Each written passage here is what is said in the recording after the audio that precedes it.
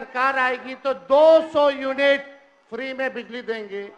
मुख्यमंत्री जी गवाह है, इसी सदन में आपने बोला था कि नहीं बोला था, बिजली मुफ्त में नहीं देना चाहिए, भले ही कम कर दिया जाए लेकिन मुफ्त में बिजली नहीं देना चाहिए। आप सब लोग गवाह हैं, हमारे पास रिकॉर्डिंग है, सब लोगों ने वो रिकॉर्डिंग देखा होगा। आखिर कौन सी मजबूरी आ गई कि आपको फिर से अपने बात से पलटना पड़ा? कौन, किसके वजह से?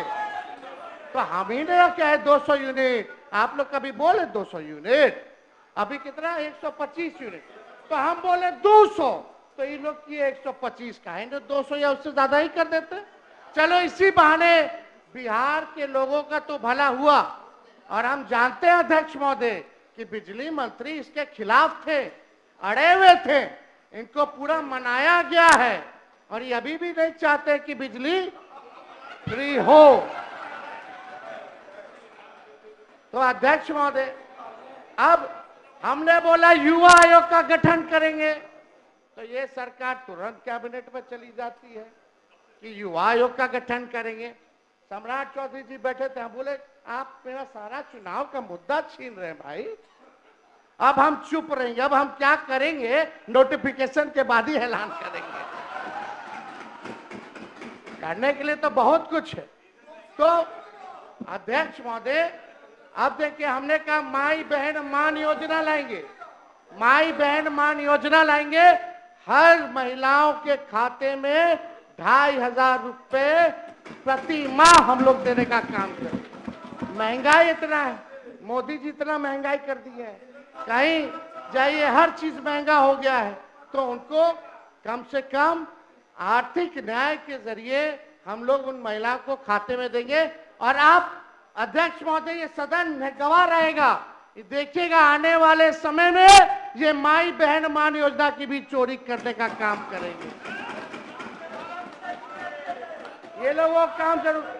चलिए राम सिंह जी बैठिए। चलिए हमको जारी रखिए।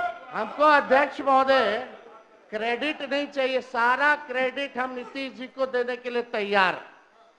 सब कुछ इन्हीं का किया हुआ भाई, कैबिनेट है, सब तो वही कर रहे हैं, लेकिन विजन किसका है, ये किसने बोला? तो आप लोग तो पीछे पीछे कर रहे, अच्छी बात है।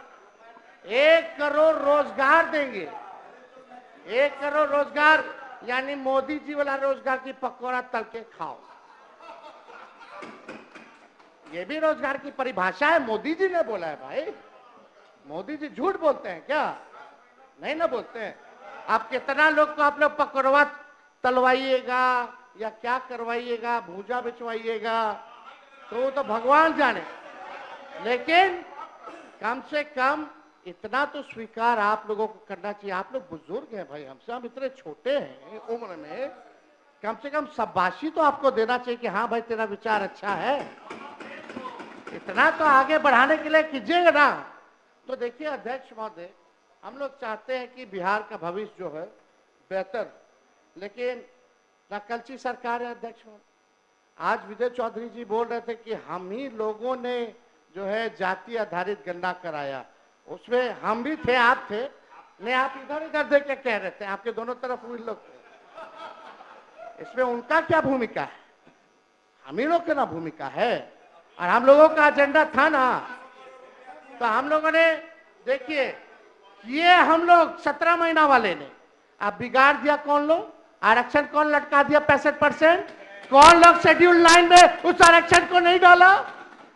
और जितना नौकरी अभी निकल रहा है, बताइए पिछड़ा पिछड़ा दलित महादलित आदिवासी लोग को नौकरी में हजारों की संख्या में नुकसान हो रहा है कि नहीं हो रहा? इसका जवाब आप लोगों को, पिछड़ों को, अति पिछड़ों को, दलितों को, आदिवासियों को देना होगा। हम अभी भी कहते हैं आज लाइए प्रस्ताव, 65 की जगह 75% कर दीजिए और 10% ईडब्ल्यूएस का 85, और चलिए बोलिए मोदी जी को कि शेड्यूल 9 में डाला जाए, हम लोग समर्थन करेंगे।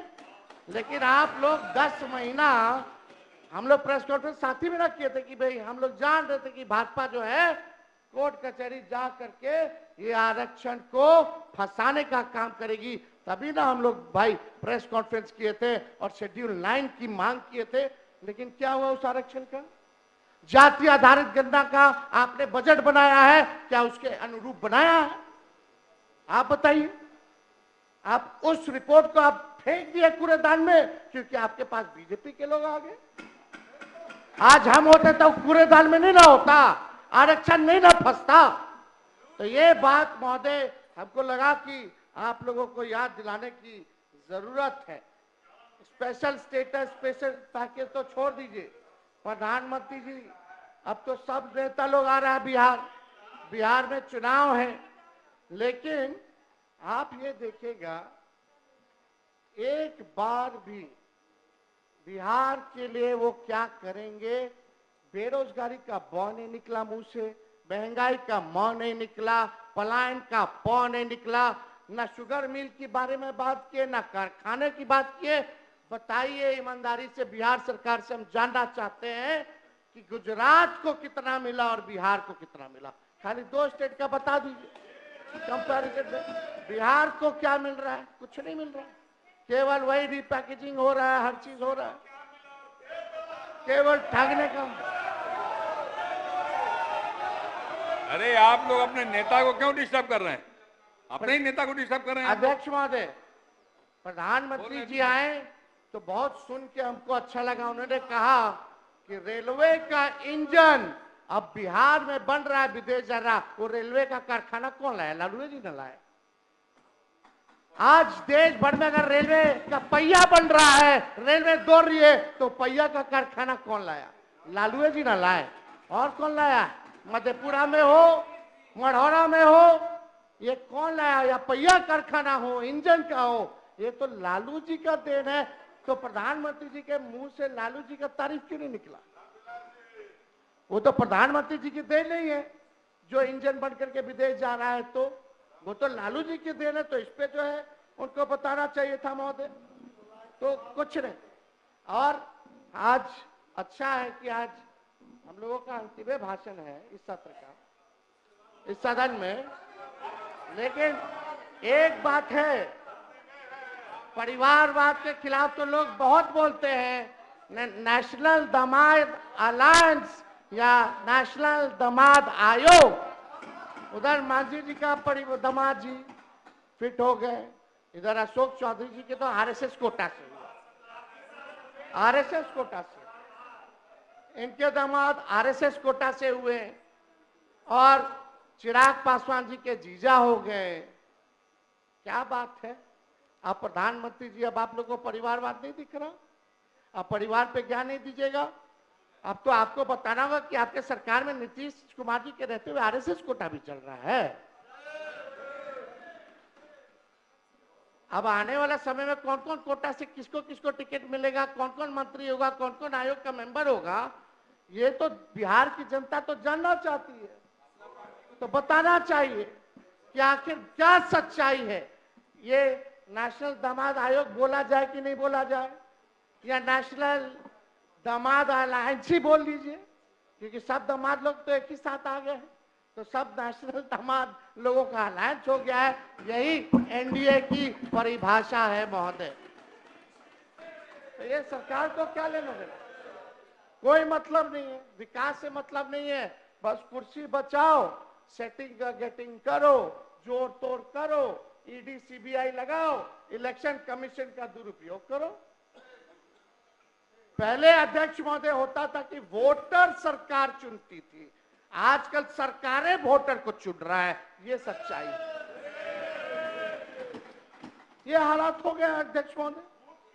हम तो एसआईआर पर आप बोल रहे थे, जब विजय चौधरी जी बोल रहे थे तो ऐसा लग रहा था कि इलेक्शन कमिश्नर ज्ञानेश गुप्ता जी बोल रहे हैं। क्यों बाबू? कुछ अलग नहीं बोले। वो आज तक प्रेस कॉन्फ्रेंस नहीं किए। इतना बड़ा ड्राइव चल रहा है 2003 के बाद, सामने नहीं आए, प्रेस नोट भेजते हैं। ऐसा लग रहा था कि चौधरी जी ज्ञानेश गुप्ता बनकर के हमारे सदन में आ गए हैं और वही प्रेस नोट को पढ़ रहे हैं। ऐसा ही लग रहा था। अब तो लग रहा है कि भाई दाल में कुछ काला है। पूरा एकदम लग रहा है कि भाई कोई ना कोई बात है। नहीं तो आप ही ने सबको काला पहनवा दिया है। और 3 दिन से क्या कुर्ता सब लोग पहने हुए हैं। दिखाने के लिए प्रोटेस्ट का सिंबल है काला। तो आपने आपने बोला कि बहुत अच्छे से आपने जलेबी उतारी। जलेबी है ना उतार रहे थे,